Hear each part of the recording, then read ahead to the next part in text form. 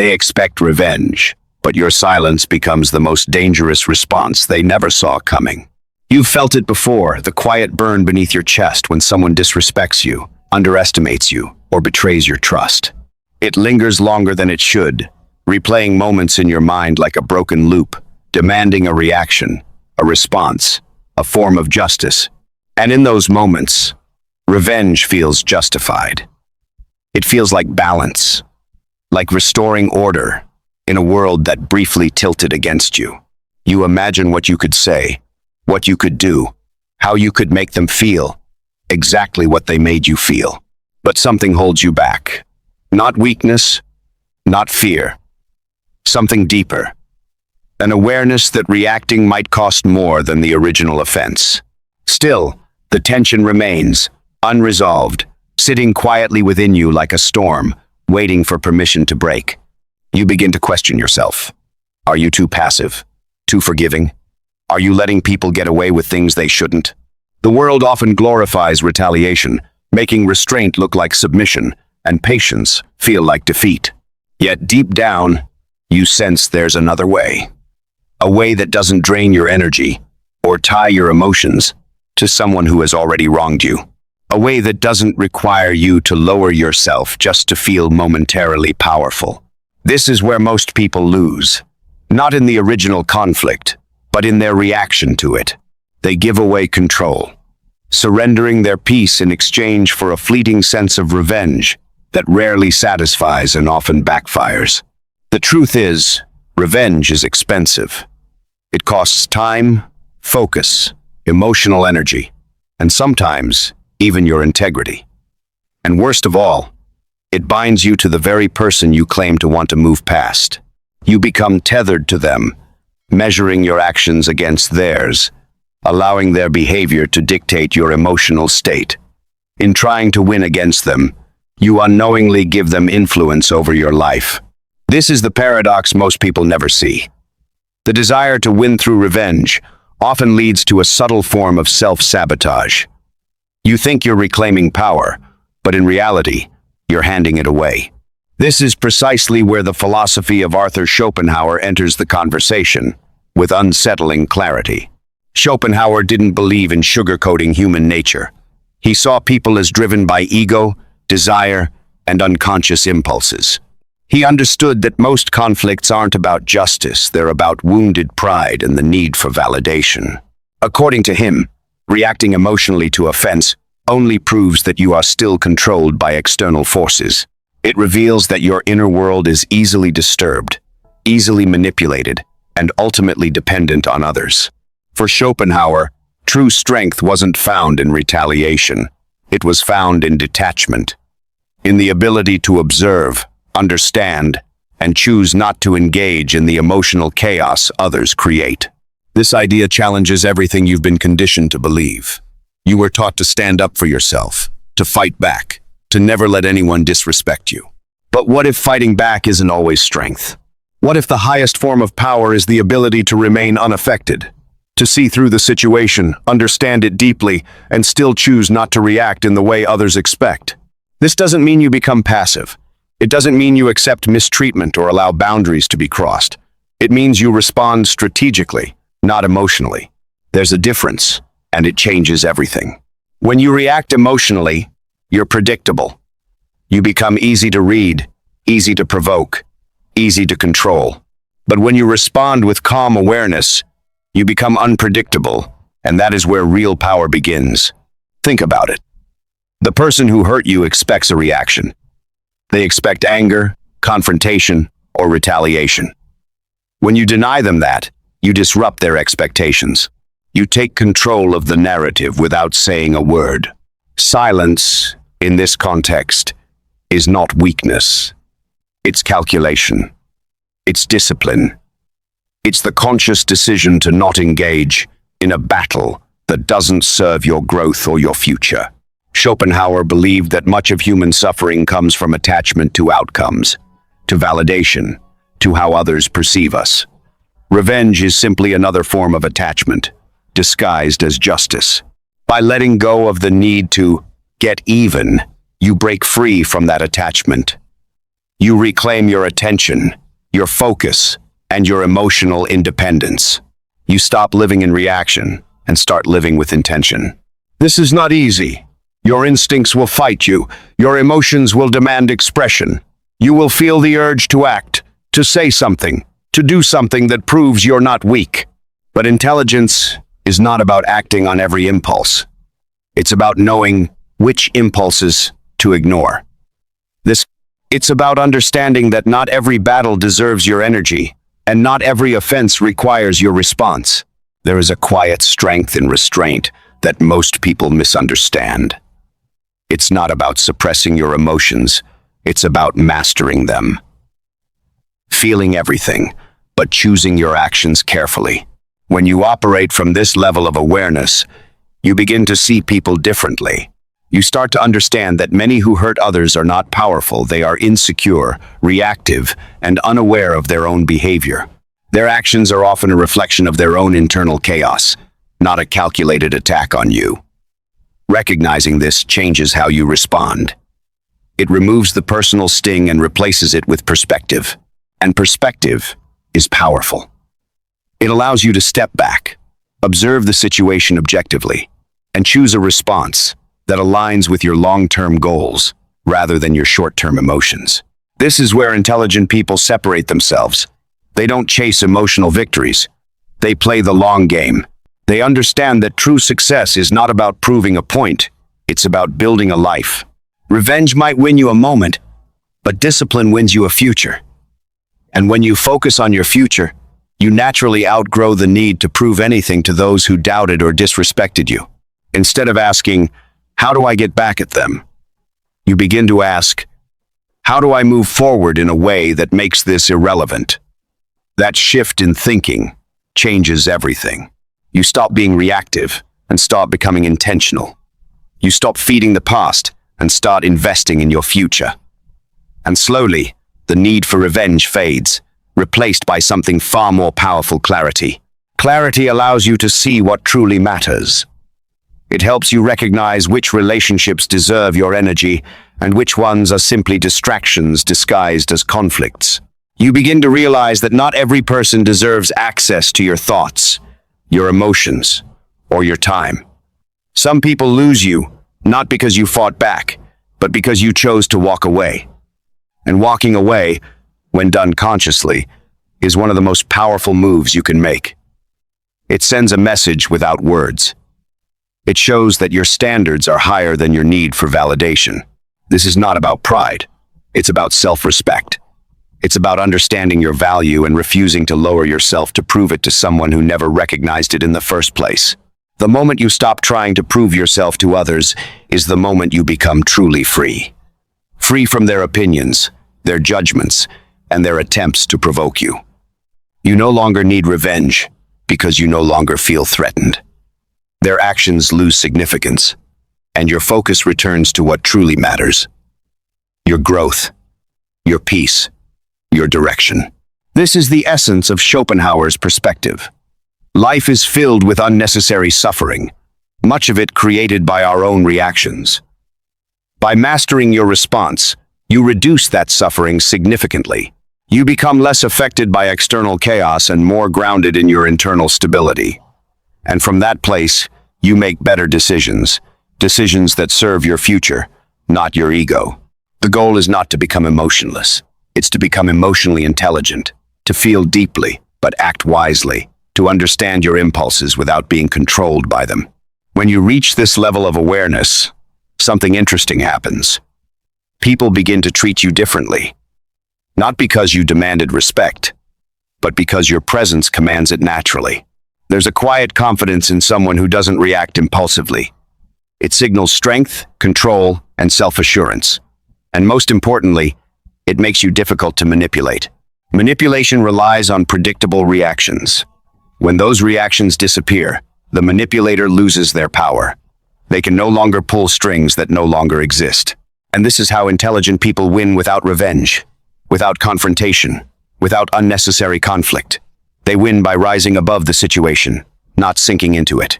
They understand that life is too valuable to waste on proving points to people who don't matter in the long run. They choose peace over pride, growth over ego, and clarity over chaos. But this level of mastery requires practice. It requires awareness, discipline, and a willingness to challenge your own instincts. It's not about suppressing anger, it's about transforming it. Instead of using anger as fuel for revenge, you use it as fuel for growth. You channel that energy into something productive, something meaningful, something that moves you forward. And in doing so, you create a life that speaks louder than any act of revenge ever could. A life that reflects your values, your discipline, and your ability to rise above. This is where true victory lies, not in making others feel your pain, but in building a life where their actions no longer have the power to affect you. History is filled with people who were wronged, underestimated, and dismissed, yet chose a path far more strategic than revenge. Take Arthur Schopenhauer himself, a man who lived much of his life in intellectual isolation, often ignored by the academic world that favored louder, more optimistic thinkers. He didn't chase validation or retaliate against critics. Instead, he refined his ideas in silence.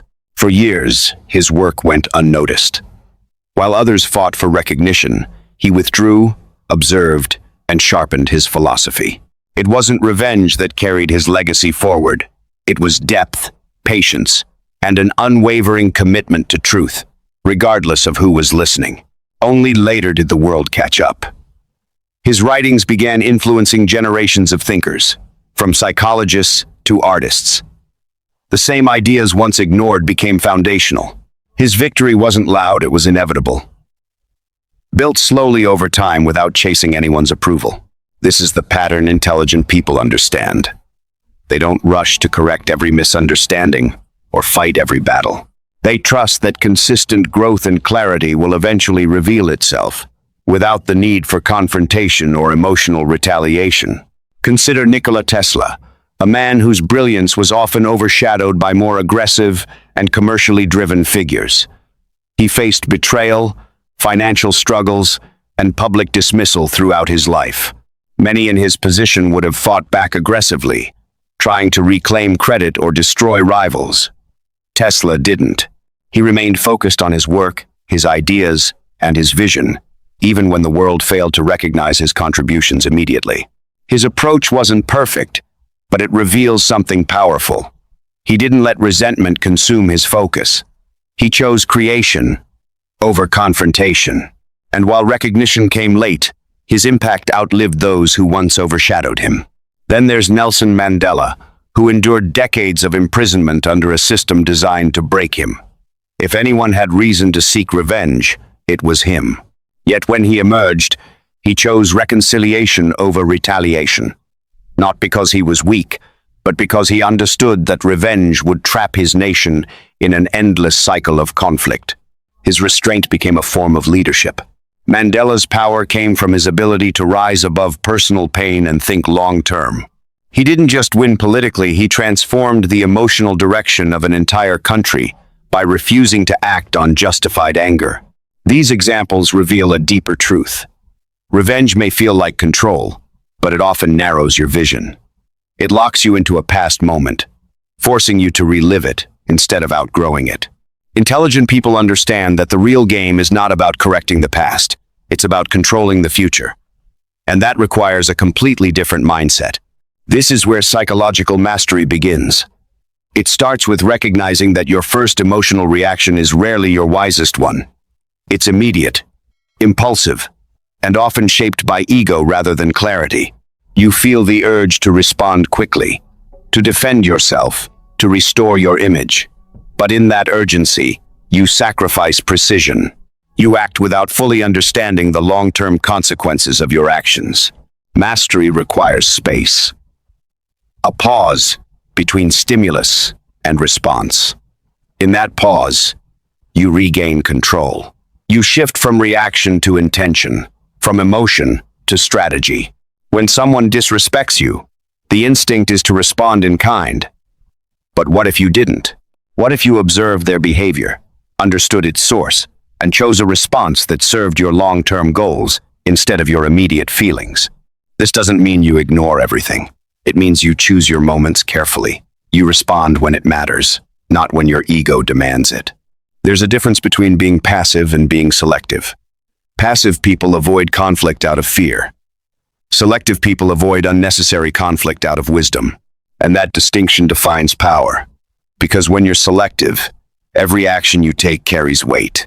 Every word you speak has intention behind it. You're no longer reacting, you're directing. This mindset transforms how you see conflict. Instead of viewing it as something to win, you see it as something to navigate. Not every situation requires dominance. Some require distance. Others require silence. Silence, when used correctly, becomes a tool. It forces others to sit with their own behavior. It removes the feedback they expect, leaving them uncertain, sometimes even uncomfortable. In a world driven by constant reaction, silence stands out. It signals control. It shows that you're not easily pulled into emotional games. And over time, this builds a reputation that words alone cannot create. But psychological mastery goes deeper than external behavior.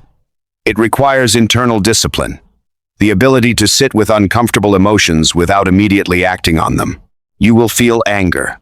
You will feel the urge to respond. These emotions don't disappear, they evolve. The difference is that you no longer obey them blindly. Instead, you analyze them. You ask yourself why you feel the way you do. Is it truly about the situation, or is it about how the situation makes you see yourself? Often, the pain of being wronged is less about the act itself and more about what it threatens your identity, your pride, your sense of control. Understanding this allows you to separate the external event from your internal response. And once you do that, the situation loses much of its power over you. You begin to see that many conflicts are not worth your energy, not because they don't matter, but because your energy is better invested elsewhere. This is where intelligent people gain an advantage. They allocate their energy carefully. They invest in growth, in skill, in building something meaningful rather than in tearing something else down. And this creates a quiet form of dominance. While others are busy reacting, you're advancing. While they're focused on the past, you're building the future. Over time, the gap becomes undeniable.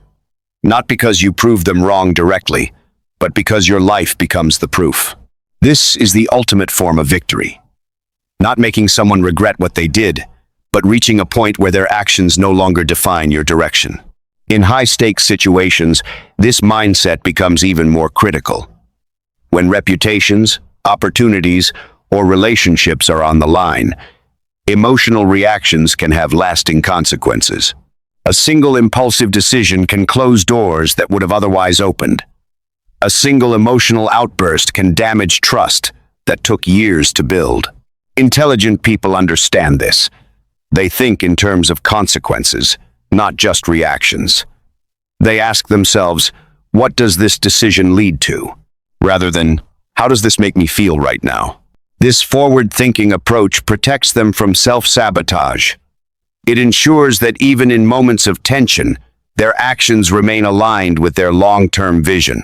And that's the key alignment. When your actions align with your goals, you move forward consistently. When they align with your emotions, you move unpredictably. Consistency builds power. It creates momentum.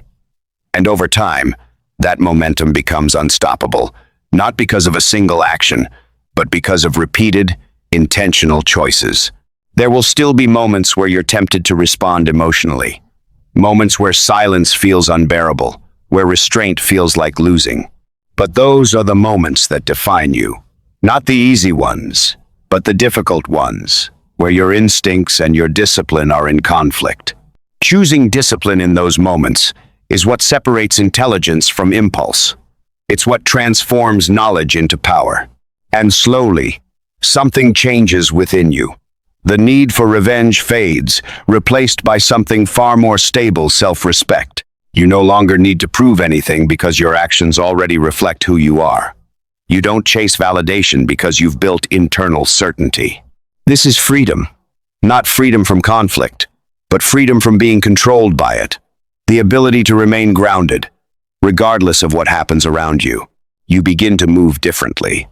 Speak less, observe more, react less, understand more. And in doing so, you gain a level of control that most people never reach. People may not always understand your silence.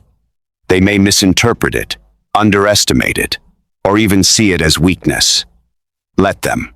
Because the truth is, not every move needs to be explained. Not every decision needs to be understood by others. Your clarity is enough, and in time, the results will speak. Not loudly, not aggressively, but undeniably. Your growth, your progress, your stability will become visible without you needing to announce it. This is how intelligent people win, not through revenge, but through evolution. Not by reacting to the world, but by rising above it. You don't destroy your enemies, you outgrow them. You don't fight every battle, you choose the ones that matter. And often, the most important battle is the one within yourself. The battle between impulse and intention, between ego and clarity, between the need to react and the decision to rise. And when you win that battle, everything else becomes easier. Because no matter what happens externally, you remain in control internally. That is power. Quiet, controlled, and unshakable. And once you understand it, revenge no longer feels like strength. It feels like a distraction from something far greater.